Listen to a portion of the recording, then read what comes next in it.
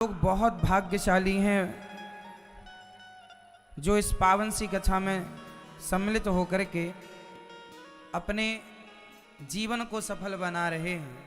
आप सभी आए हुए भक्तों का वृंदावन की पावन धरती पर बहुत बहुत स्वागत। आप सबका, सबको बहुत बहुत स्वागत, सबका वंदन, सबका बहुत बहुत अभिनंदन। साधना टीवी और यूट्यूब पर जो कथा का रसपान कर रहे हैं, आप सभी को भी बहुत बहुत मंगल शुभकामनाएं।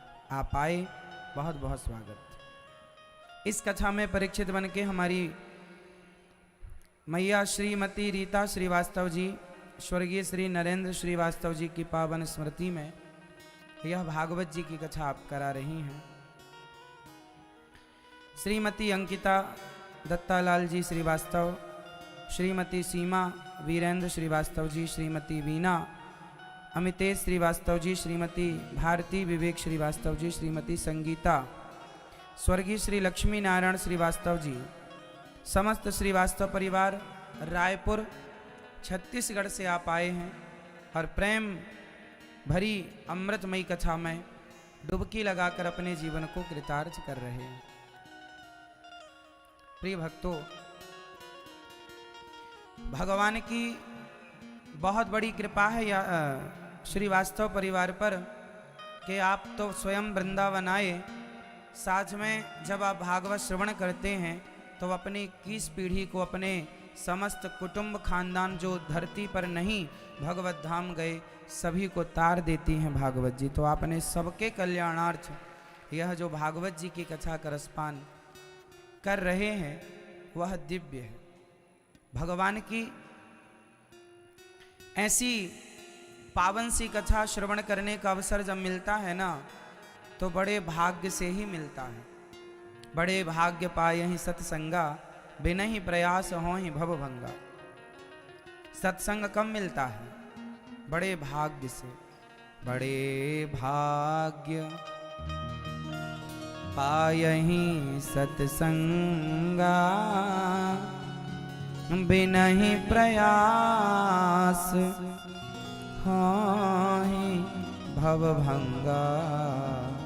बड़े भाग्य।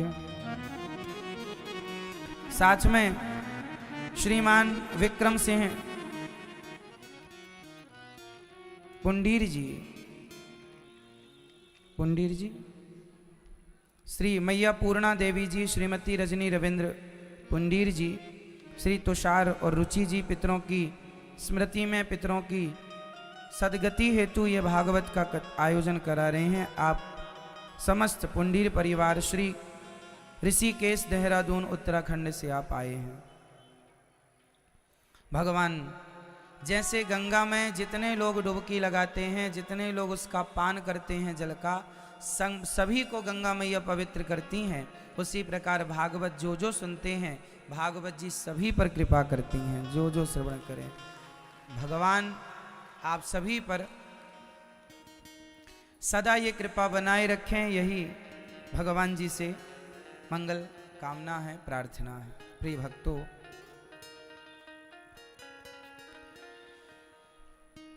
आज कथा का प्रथम दिवस है।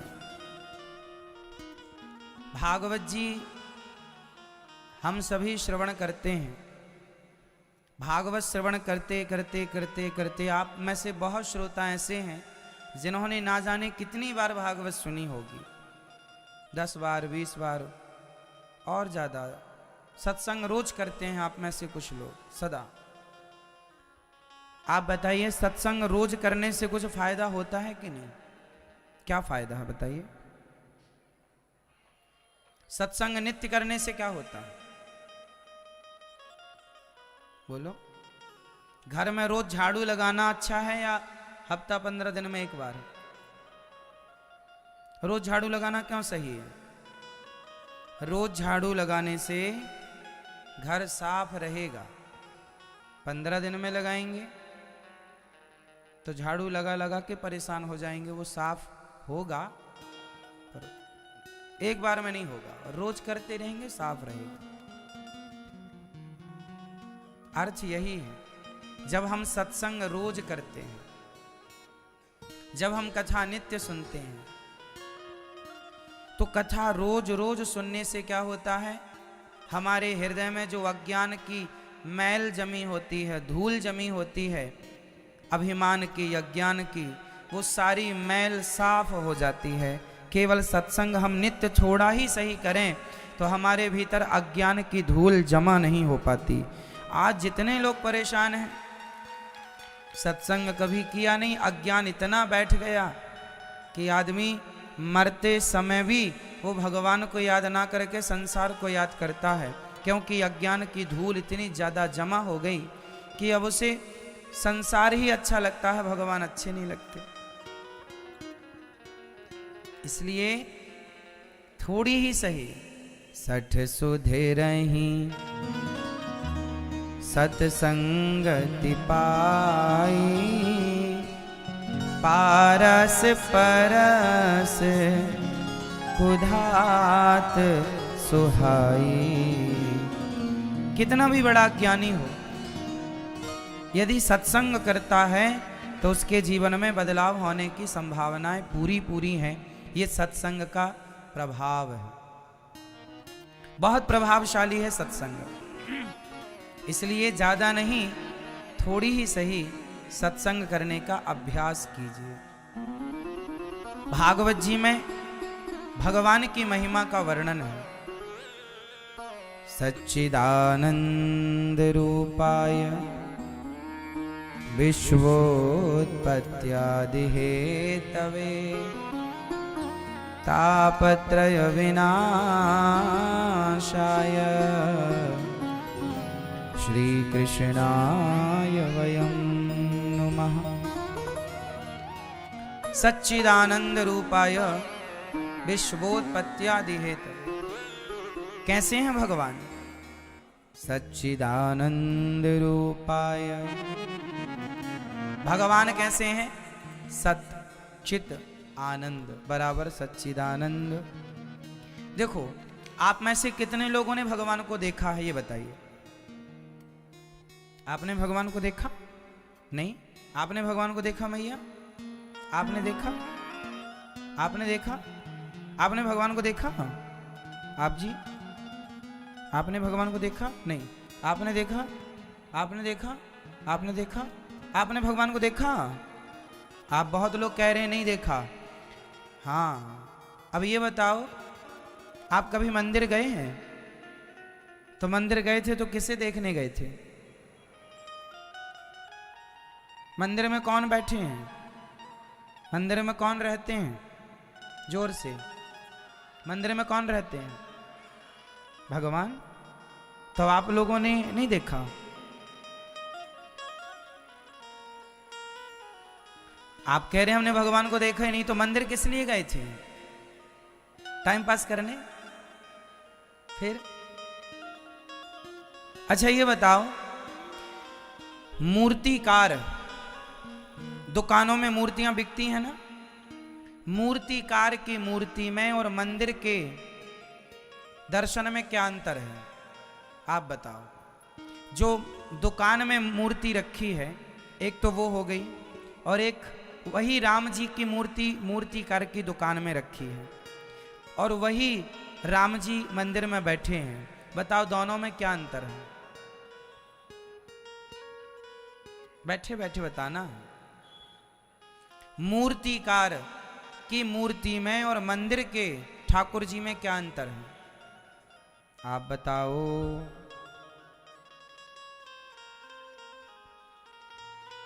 कोई अंतर नहीं है? अंतर अंतर नहीं होता तो हम पूछते क्यों? आप बताओ क्या अंतर है? जो मूर्ति अभी दुकान में रखी है उसमें, और जिनकी हम पूजा मंदिर में कर रहे उनमें क्या अंतर है? कौन बताए? दादाजी बताएंगे क्या अंतर है। बैठे बैठे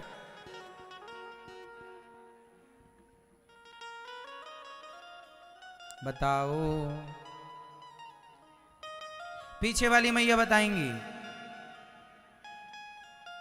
दुकानदार की यहां रखी मूर्ति में और मंदिर में बैठे ठाकुर जी में क्या अंतर है? दोनों राम जी हैं और दोनों कृष्ण जी हैं, क्या अंतर हुआ? हाँ बोलो। दुकान में रखी मूर्ति को मूर्ति कहते हैं। क्या कहते हैं? और मंदिर में बैठे ठाकुर जी को विग्रह कहते हैं। वो साक्षात ठाकुर जी हैं। प्राण प्रतिष्ठा हो चुकी, उन्हें मूर्ति कहना अपराध होगा, उन्हें विग्रह कहते हैं। ये मूर्तियां होती हैं जो दुकानों में होती हैं, और मंदिरों में मूर्तियां नहीं होती। मंदिर में ठाकुर जी का विग्रह है, उन्हें क्या कहते हैं? विग्रह। तो जो मंदिर में बैठे हैं वो कौन है? आप कहते हैं ये तो पत्थर है, ये तो पीतल है, ये तो धातु है। नहीं, मूर्ति दुकान में जब तक थी तब तक वो पत्थर थी, पर जब वो आ गई और प्रतिष्ठा हो गई और भक्तों की आस्था जुड़ गई, तो आपकी श्रद्धा ने उस पत्थर को, आपके भाव ने उस मूर्ति को विग्रह के रूप में परिणित कर दिया, और वो अब भगवान है। वो अब प्रतिष्ठित हैं। और याद रखिएगा, भगवान पत्थर में नहीं होते,